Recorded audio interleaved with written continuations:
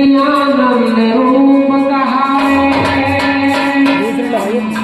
रत्न स्वरूप जमाला ठाकिर ऐसा समय लगा। ये कबीरा जो दिन आज है सो दिन नहीं है काल, अरे चेत सके तो चेत ले मौत खड़े करे क्या। ये ऐसा सुंदर समय सदगुरु ने इस कीर्तन में हमें ऐसी जगह पर बैठाया, यानी सत्संग भवन में, और आप जैसे प्रेमियों के बीच में गुरुवाणी का हमें अभ्यास करा रहे हैं। संसार ऐसे समय में सोता है और गुरु भक्त जाकर के रात्रि में गुरु ज्ञान का अभ्यास करते हैं। गुरु ज्ञान का सौभाग्य समझते हुए उसमें अपने अंदर हृदय में उतारने का भाव करते हैं। ये सब गुरु कृपा का ही प्रमाण है। कहा है सदगुरु ने कृपा की जिस पर है तेरे नाम के आधार, तेरे नाम के आधार, के आधार। तेरे कृष्ण स्वरूप लगे क्यों ना तेरा नाम लगे,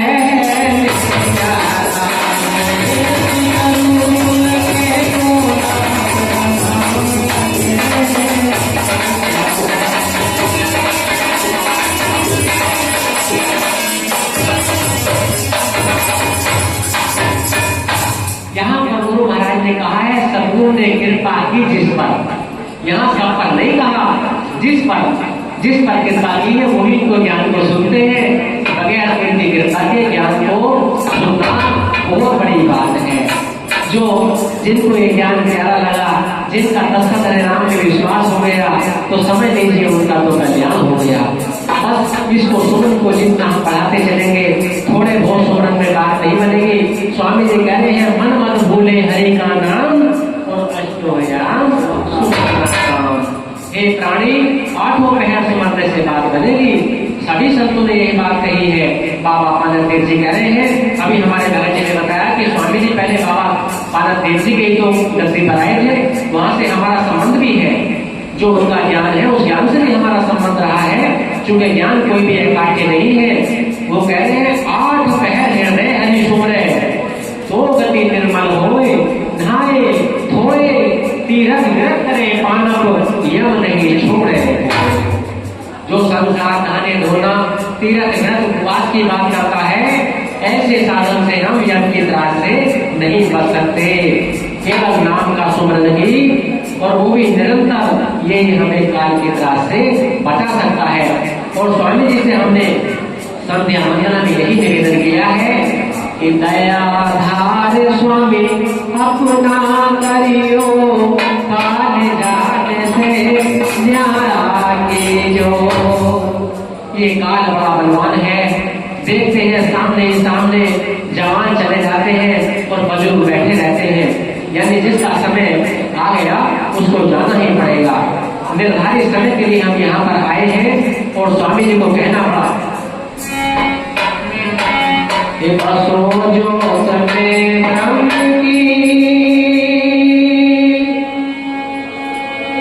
मिट जाए संशय जीवन मरने का, रत्न स्वरूप यतन कर जल दे भाव सागर से तरने का। रत्न स्वरूप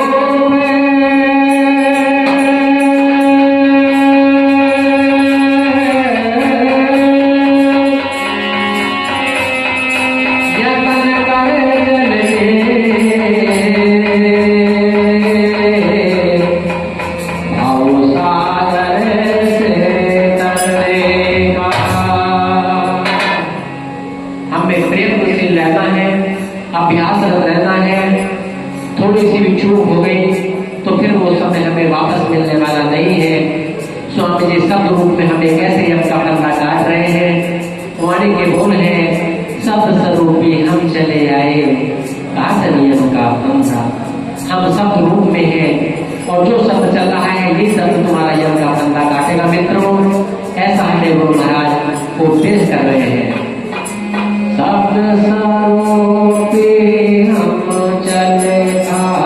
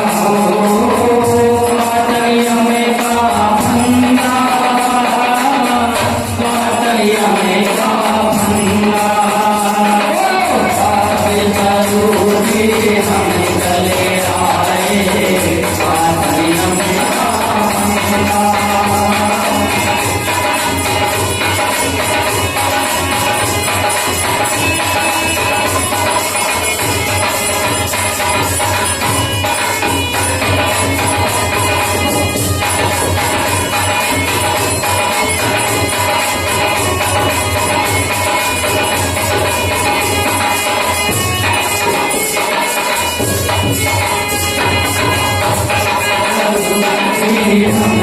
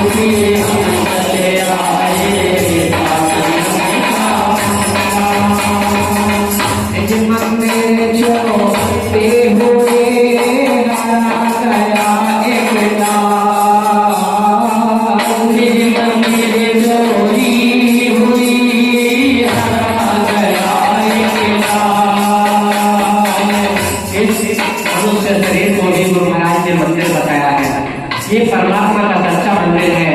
इसके अंदर वो परमात्मा स्वयं बैठे हुए हैं।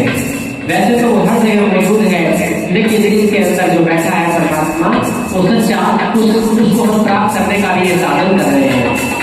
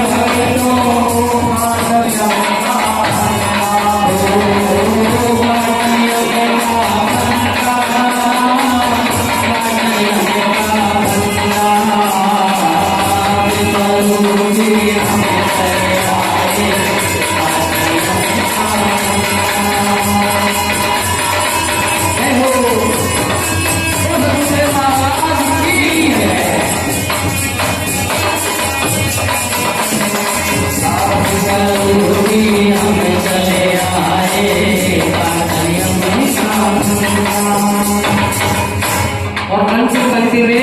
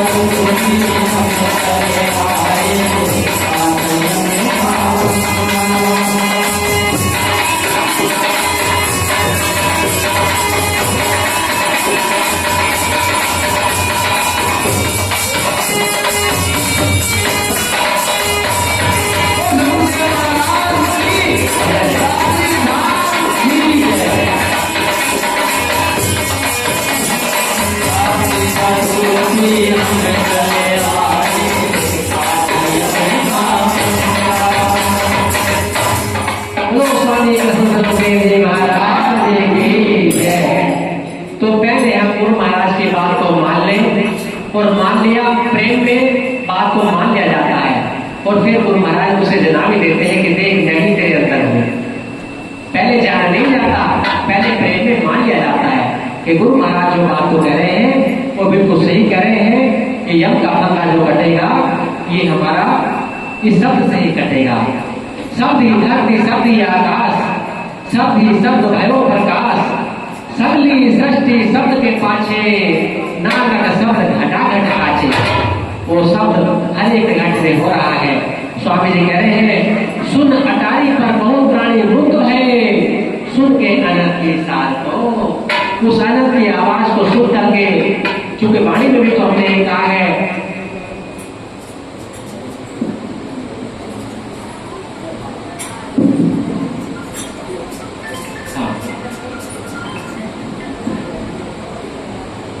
तू दाता में भिक्षुक तेरा, नाम दान चाहिए प्रभु तेरा। अब यहाँ पर कौन से नाम दान की बात हो रही है? एक तो वर्णात्मक नाम है, ये 10 नाम को तो हम और तो आप सही कह रहे हैं, लेकिन यहाँ बात जो हो रही है वो धुनात्मक की हो रही है, जो हमारे अंदर ज्योति स्वरूप है, झिलमिल की आवाज है। झिलमिला चमू चांदनम तेल बिना भारती बिनम दीप ज्योति जातम, खेल अचरज भयो अपारन कृष्ण स्वरूप भाषण, साधु होवे साधनम आन जान व्यापनम, देवे न देवे कुछ मनम जो करे सो पावतम। द्वे दृष्टि त्याग सर्व समझ तू, दृष्टि देख कर राज रंग को सत्य सर्वस्व ये कहे। देव नमो ज्ञानी नमः नमः ब्रह्मावंतम, कृष्ण स्वरूप नमामि नमः ना संतो कुमार। तो उस धुनात्मक की बात गुरु महाराज कर रहे हैं, लेकिन ये वर्णात्मक जो शब्द है ये उस धुनात्मक तक पहुंचाने का साधन है, उसकी बात पकड़ाने का यही साधन है। और वो भी कपट को छोड़कर, छल को छोड़कर और भाग में अपने आप को कहते हैं, जो कहता है मैं कुछ करता तब तब गर्भ जोड़ने में पड़ेगा, जो कहता है मैं करने वाला हूँ वो तब तक गर्भ जोड़ने में पड़ेगा। और जो जाने हैं खुद को नीचा, सोई जानिए सबसे ऊंचा। भक्ति मार्ग में अपने आप को तिनके के समान माना जाता है। ये सारा संसार प्रभु का रूप है और मैं सबसे छोटा हूँ, मैं दास हूँ। जो भक्ति के मार्ग में आगे बढ़ना चाहता है तो दासत्व भाव से आगे बढ़ सकता है। बाबा मानव देव जी कह रहे हैं, आपनवाए खोज जिनके नाम, दास होए हरि पाया। कह पानप जो परे भय, तो निश्चय नरक कमाया। संसार में जिसने भी ज्ञानवान, धनवान, बलवान बनने की कोशिश की है उसको ही नीचा देखना पड़ता है। केवल बलवान सामर्थ्यवान तो सब हुई है, बड़े बड़े लोगों ने धोखा खाया है। एक बार का वृत्तांत आता है, हमारे कागज बैठे संजय त्यागी, इनकी ससुराल में एक वीर सिंह नाम के भगत जी हैं। वो कसाई आश्रम पर जाते हैं और बड़े अच्छे सत्संग के प्रवक्ता हैं, बहुत अच्छा ज्ञान उन्हें अर्जित है। हमने भी उनके दर्शन किए हैं। उनके पिताजी थे, वो पहलवानी किया करते थे। पहलवानी पहले लोग किया करते थे। एक बार स्वामी जी भुवन आश्रम पर मौजूद थे। अब देखो स्वामी जी परीक्षा लेते हैं। स्वामी जी भुवन आश्रम पर मौजूद थे और मौजूद होने के बाद में जब वो पहलवान आए आश्रम पर और महाराज जी को राम राम करे तो महाराज जी ने कहा, लो भैया ये आ गए हैं वहां के वेद खेला के पहलवान ये आ गए हैं। तो वो कहने लगे, हाँ महाराज जी पहलवानी तो करते ही है हम। उन्होंने और महाराज जी के सामने सीना चौड़ा कर दिया कि हाँ हम तो पहलवानी करते हैं। अरे हाँ देखिए हमने भी पहलवान। एक काम कर, ये सामने जो मधुए का पेड़ खड़ा है जरा इसे पाड़ दे।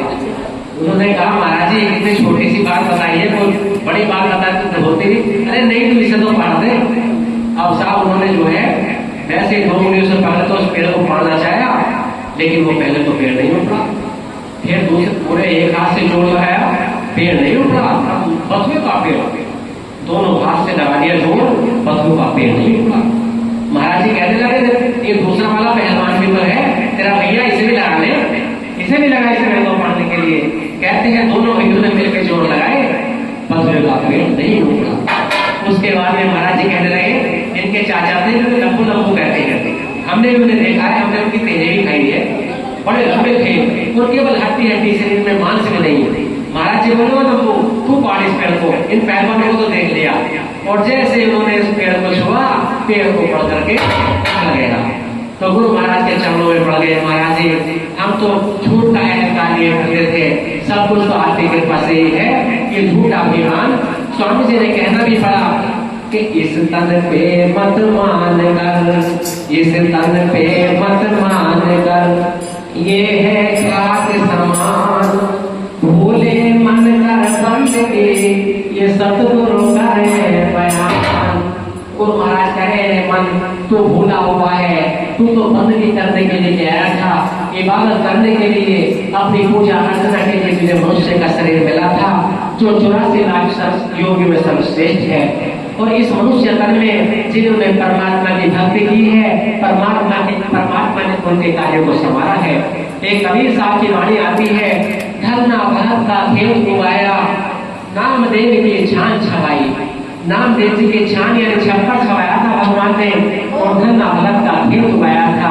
आइए बार बार शाम से ही यहाँ नामदेव के विषय में कुछ कहने का एक बहन जी का सुंदर भाव है सुनने का।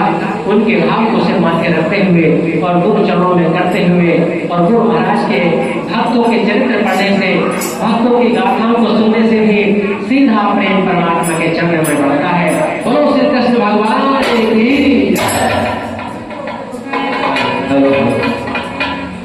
महाराष्ट्र में श्री नामदेव जी को जन्म हुआ था छिप्पी के घर में। गरीब थे, उनकी पत्नी का नाम जानाबाई था और वो भी भगवान की बड़ी, कृष्ण भगवान को विठल कहकर उनकी सेवा में करती थी। कहते हैं जब उबले पाती थी, जिनको पैंडे कहा जाता है और दादरी क्षेत्र में तो गोसे भी कहते हैं, वो उबले पाती तो विठल विठल विठल ऐसे कहेंगे। उनके रोम रोम में परमात्मा का वास हुआ।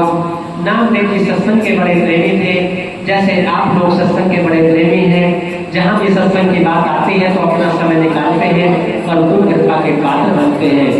ऐसे ही नामदेव जी भी सत्संग के बड़े प्रेमी थे। एक बार उनका छप्पर टूटा हुआ था, नामदेव जी के पत्नी जाना भाई कहने लगी, हे प्रभु आज तुमसे प्रार्थना है, आज तो सत्संग में मत जाना, आज तो कहीं से मजदूरों का इंतजाम करके लाना है और हमारा छापा टूटा हुआ है, बच्चे भीग जाएंगे, आज तो आप मजदूर लेकर के आओ। नामदेव जी कहने लगे कि मेरा ध्यान तो रहता नहीं, वैसा अक्सर यही देखा गया है जो गुरुवाणी के ज्यादा अभ्यासी होते हैं वो संसार की बातों को ज्यादा याद में नहीं रखते, गुरु महाराज उन्हें अपने नाम में ही मस्त रखते हैं। तो नामदेव जी ने कहा मेरी याद नहीं रहेगी, हे भगवान मैं आज कपड़े में गीठा मार कर जाता हूँ, बात मानता हूँ ताकि मेरा ध्यान नहीं। नामदेव जी जिस रास्ते से जा रहे थे भगवान ने उसी रास्ते में सत्संग का माहौल बना दिया।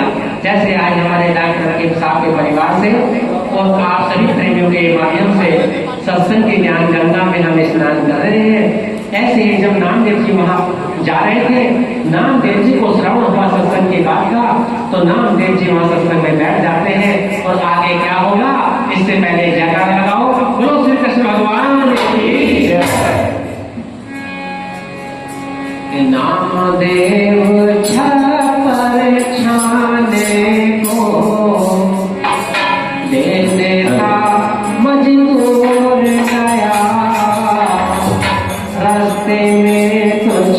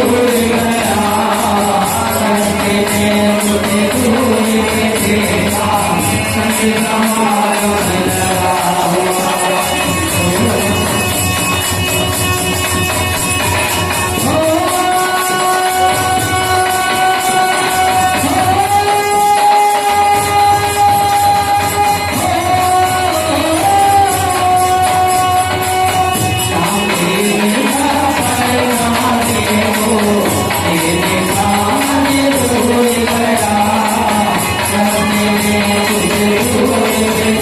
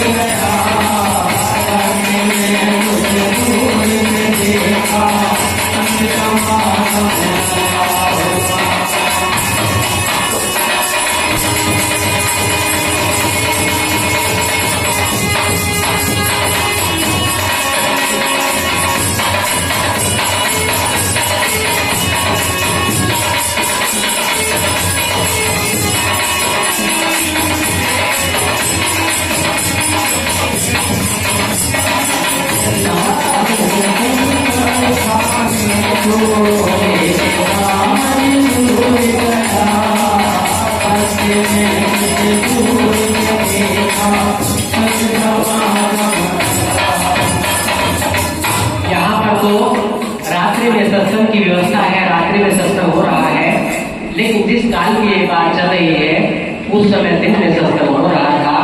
और नामदेव जी जिस रास्ते से जा रहे थे, जब सत्संग की आवाज आई तो नामदेव जी ने सोचा चलो 2-4 मिनट के लिए सत्संग में बैठ जाता हूँ और आगे फिर मजदूर लेकर के आऊंगा। लेकिन नामदेव जी जैसे ही सत्संग में बैठे और एकाग्रचित होकर, जैसे हमारे हिरण्य जी वकील साहब जैसे पीछे समाधि की स्थिति में, ऐसे एकांत में होकर तब लिप्तता के साथ सत्संग को सुना जाता है। कोई बीच में बातें नहीं करे, व्यवधान ना हो, एकाग्रचित करके जब सत्संग को ग्रहण करते हैं तो वो हमारे सुरक्षित हृदय में धारण हो जाता है। और जब बीच में वार्ता होती है, बेमेल बातें होती हैं, तो सत्संग धारण नहीं हो पाता। इसलिए मैंने देखा जो सूर्य में भक्त रहते हैं वो एकांत में एकाग्रचित होकर के और सत्संग की एक एक बात को हृदय में ग्रहण कर लेते हैं। तो नामदेव जी एकाग्रचित होकर सत्संग में बैठ गए। सब भक्त आनंदित थे और आनंद के साथ साथ में इतने आनंदित हुए कि नामदेव जी की समाधि लग गई। समाधि लग गई, संसार से कनेक्शन खत्म हो गया, परमेश्वर से सत्संग जुड़ गया। सूरत का गगन मंडल में पहुंच जाना समाधि कहलाता है। फिर उसमें तन का भी ध्यान नहीं रहता। तो फिर क्या हुआ, प्रसाद बांट रहे थे। प्रसाद बांटने वाले ने जैसे नामदेव जी को छू करके कहा कि आप ही प्रसाद दे लो, सब लोग प्रसाद लेकर के जा चुके हैं। और जैसे नामदेव जी को उसने छू करके प्रसाद दिया, नामदेव जी की समाधि टूट गई।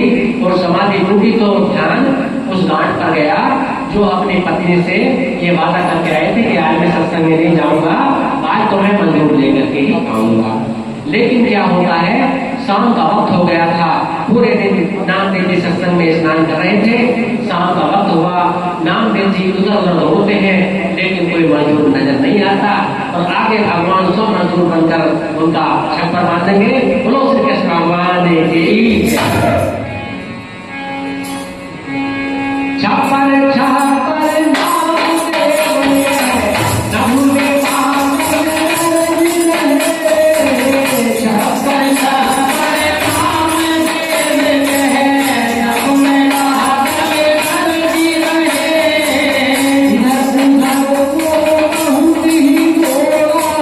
नहीं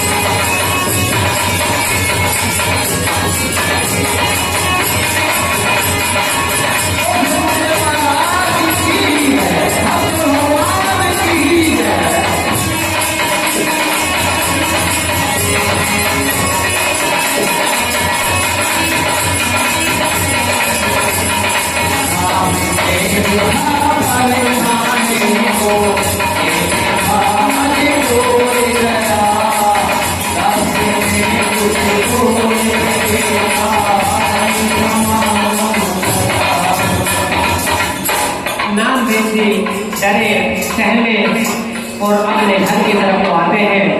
दूर से देखते हैं तो वहां एक बड़ा सुंदर छप्पर बना हुआ था। नामदेव जी ने सोचा हो सकता है बच्चों ने मेरी अनुपस्थिति में और मजदूर बुलाकर के छप्पर बांध लिया होगा, लेकिन वहां का माहौल देखकर नामदेव जी हक्के बक्के रह गए। उनकी पत्नी उनकी प्रतीक्षा में बड़ी प्रसन्न मुद्रा में खड़ी हुई है और जल का गिलास हाथ में है, अपने पति की प्रतीक्षा कर रही है। कहे प्राणनाथ आप कहाँ थे? आज तो आपने इतने सुंदर मजदूर भेजे, उन्होंने नए नए भजन सुनाए और हमारा छप्पर भी बड़ा अच्छा मान दिया। बोले कहने लगे कि जाना भाई तुम क्या कह रही हो, मजदूर मैंने भेजे थे? नहीं नहीं, मुझे तो कोई मजदूर नहीं मिला।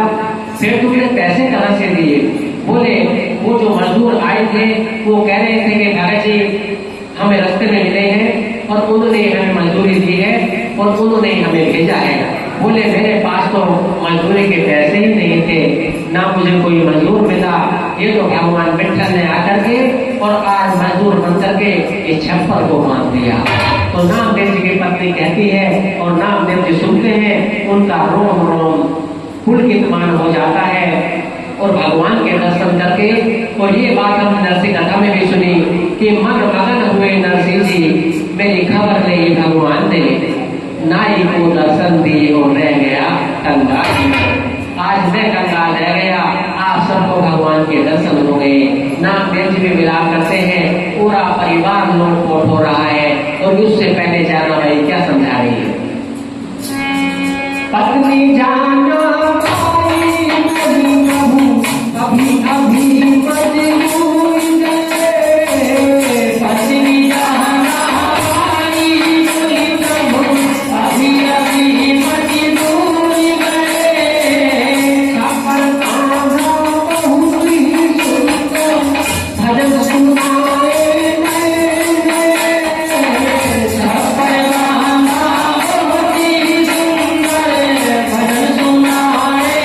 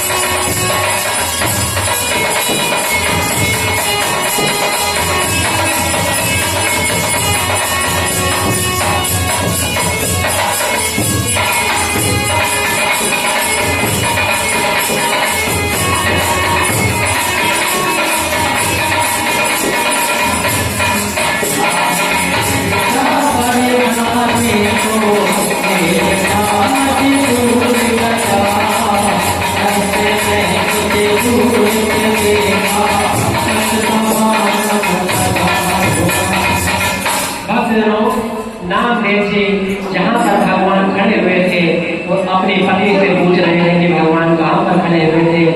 उस चरणरज को मैं भी मस्तक पर लगा करके और अपने भाग को उदय करता हूँ, धन्य बनाता हूँ अपने जीवन को।